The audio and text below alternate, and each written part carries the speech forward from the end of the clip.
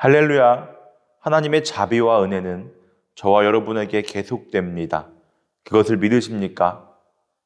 시편 78편에 나타난 두 가지 논제를 살펴보면 하나는 하나님께서는 택하신 이스라엘 백성들에게 크고 놀라우신 은혜와 축복을 베푸셨으며 지속적으로 변치 않는 사랑을 베푸셨는가를 볼 수 있습니다.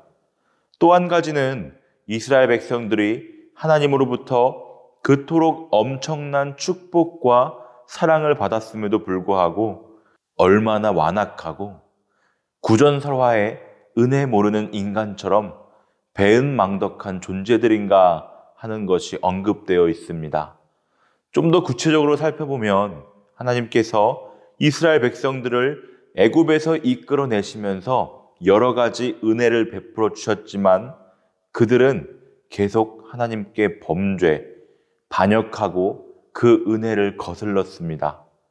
그로 인하여 하나님은 그들에게 진노의 재앙들을 내리시지만 그들을 전멸시키지 아니하시고 그때마다 용서와 사랑을 베푸셨습니다.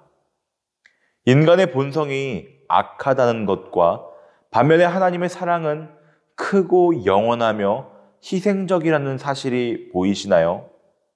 그럼 우리는요, 일상생활 가운데서 하나님을 거스르고 불순종하고 있는 부분은 없는지 살펴보고 에베소서 4장 22절 이하의 말씀처럼 허망한 욕정을 따라 살다가 썩어 없어질 그 옛사람을 벗어버리고 심령을 새롭게 하여 새 사람을 입음으로써 성령의 열매를 맺는 삶을 살아야 되겠습니다.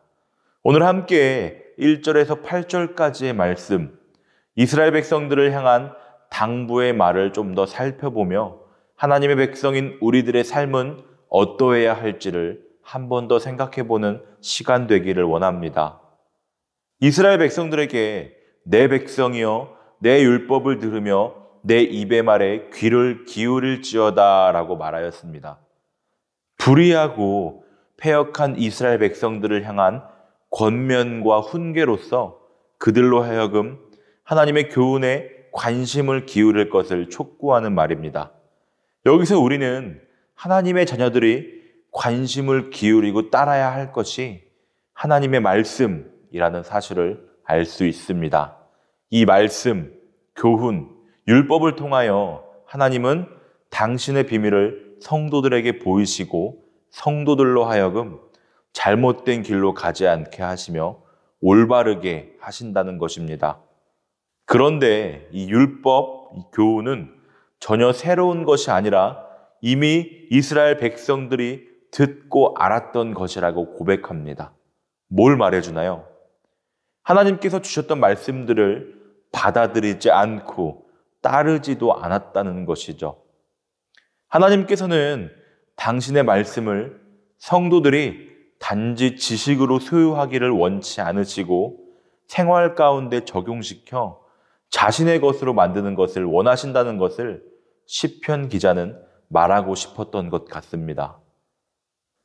이 진리를 깨달은 바울은 하나님 앞에서는 율법을 듣는 자가 의인이 아니요 오직 율법을 행하는 자라야 의롭다 하심을 얻으리니라고 담대히 말하였습니다.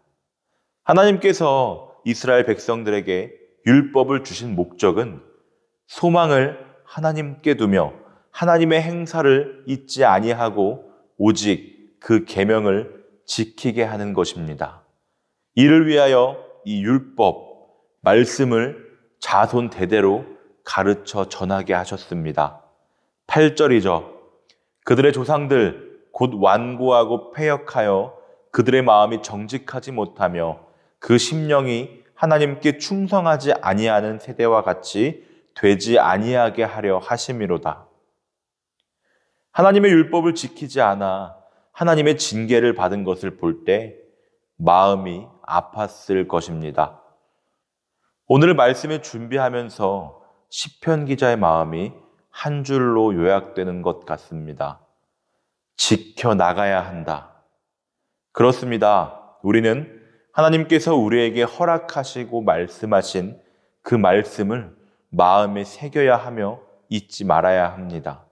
뿐만 아니라 나로 끝나지 않기 위해 자녀들이 다음 세대가 하나님의 뜻에 부합하는 삶을 살아가며 하나님의 축복을 받아 누릴 수 있도록 자녀들에게도 올바르게 가르치는 자들이 되어야 할 줄 믿습니다.